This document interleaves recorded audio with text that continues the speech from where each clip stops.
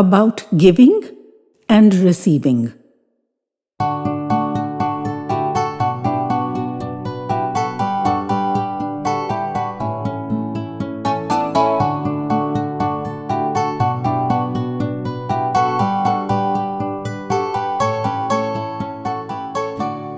The long, narrow balcony of our flat, where Mum had a few pots of flowers and vegetables, was usually a neglected space.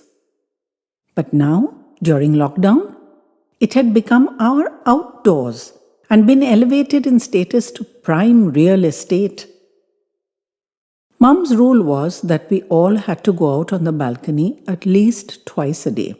4 times was better, and do our pranayams.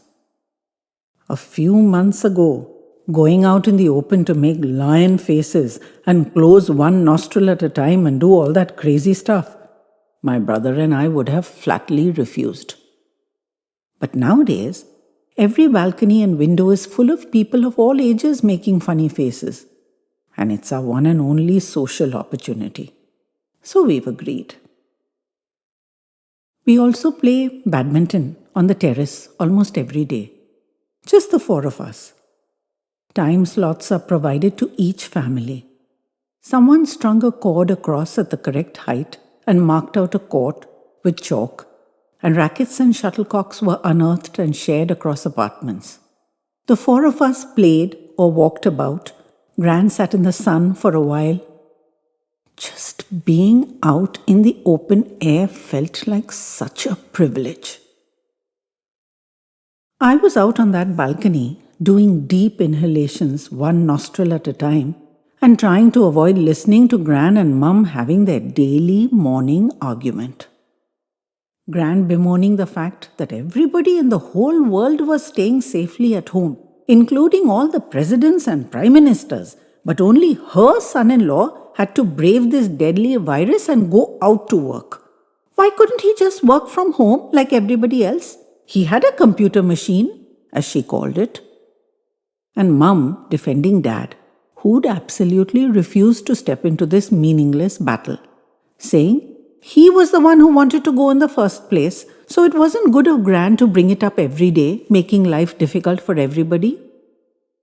And then Gran grumbling that no one had any respect for old age anymore. Things were different in her day. But the times had changed, and she had to accept that. She was no use to anybody now, so God should just pick her up to fill his daily quota rather than carrying away young children before their time.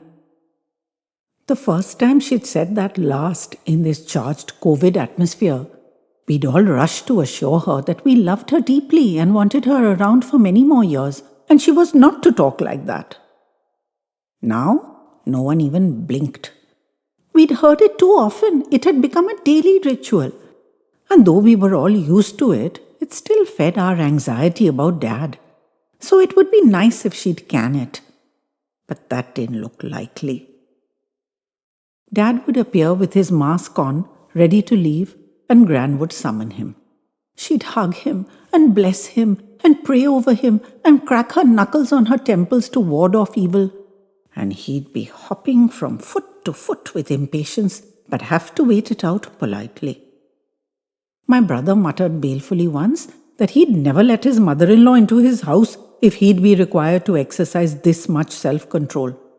And I hissed back at him that he should be so lucky as to have a mother-in-law in the first place. Which girl would consent to marry him? Dad would be allowed to leave only after all this tamasha. I'd lean out of the balcony, waiting to see him as he exited the building, and he'd look up knowing I'd be there. I'd quickly pull back, but not before he'd wagged his finger at me to be careful and not lean so dangerously. All tiny family rituals, grown out of nowhere and become so much a part of our lives and our comfort zones. So I understood Gran's grumbling at some level, and after Dad left, I often snuggled in beside her, watching her hands as she cut and stitched something or the other. It was the background sound in our house, her whirring sewing machine. She finished one thing and started another. She was very adept and could stitch anything from only a picture. The greatest kindness you could do, Gran, was to ask her to stitch something for you. Mum called out for me. She pointed to 2 parcels of food. Nothing needed to be said. I picked them up, grabbed my mask, and ran off downstairs to give them to the watchman. The larger one was for him, his breakfast. All the apartments in the building had taken the responsibility to ensure he got his 3 meals a day, so that he could stay on the premises and not need to commute home and back every day. It was safer for him and better for us too. And the other parcel was for the crazy lady. One day, during lockdown, we'd heard some loud chatter in the street. Not fighting, just talking and laughing, but loud and inappropriate, which I cringe to say, but yes, it was inappropriate. I investigated. It was a woman, middle-aged, slender, barefoot, a bit messy, but not too much. Obviously unbalanced. So sad, I thought. She ranted at our watchman in a high-pitched voice and gestured angrily at him. He didn't answer back, and ultimately she poured out all her anger and moved on. I went in and told Mum about her. Poor thing, I said. She came again the next day, and the next. And soon enough, it had become her routine to walk down our road, sometimes going up and down multiple times, ranting angrily at our watchman, who was extremely decent and didn't let himself be provoked. She didn't look homeless and must have had a family somewhere, for her saris were bright and clean and wrapped tight around her matchstick figure. But they were probably relieved to be free of her incessant chatter for a while every day. She was noisy, but otherwise harmless. Gran grumbled about the intrusive chatter, not even letting a person pray in peace. Gran was an inveterate grumbler. Mum hit upon the idea of giving the watchman a small snack parcel for her, to see if that would stop her berating him needlessly. The poor man was blameless. So we gave him a packet and explained the plan to him. He accepted it willingly. When she came ranting that day, he came out in the open and offered her the parcel. She refused it at first, but accepted it when he placed it quietly on a chair and retreated. She opened it and took a peek, while I watched the whole drama from the balcony and gave Mum a running commentary. Her face broke out into a huge smile. She scurried across the road, sat herself down on the high pavement, dangling her feet into the road as if seated at a fancy dinner table, and tucked in joyfully.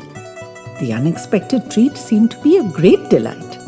As she ate, she chattered loudly and gleefully with our watchman, her new best friend.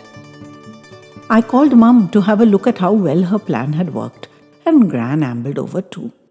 We were delighted to see how easily the poor woman had been pacified. But Gran ticked us off, of course. Encouraging the crazy woman to come here, she may be dangerous. Suppose she attacked someone, then we'd regret it. Mum scolded her mother. Why must you always see the dark side?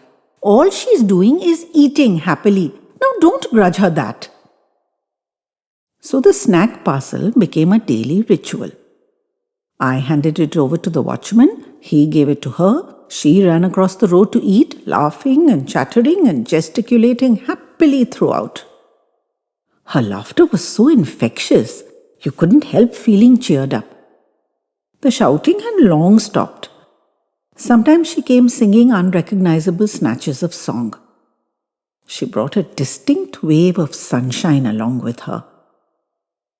Perhaps she was insulated from the current grim reality, but there was a sweet joyfulness about her that was almost therapeutic.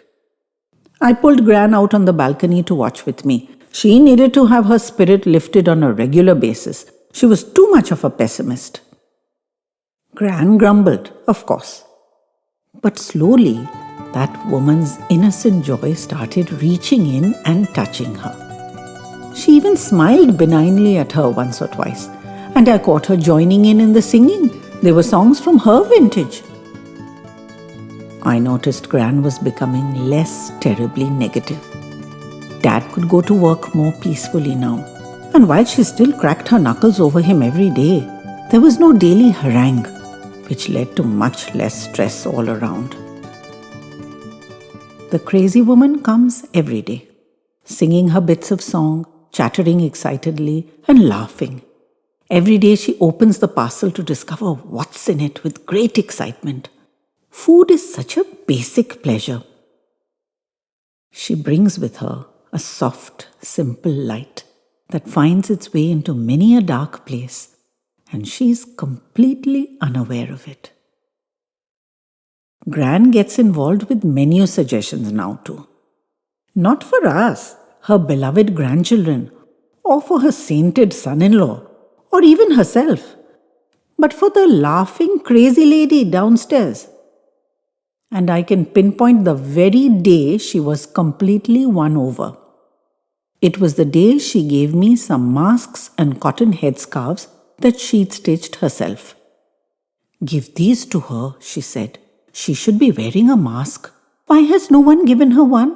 And ask her to cover her head, walking about in the sun like that every day. She'll make herself sick."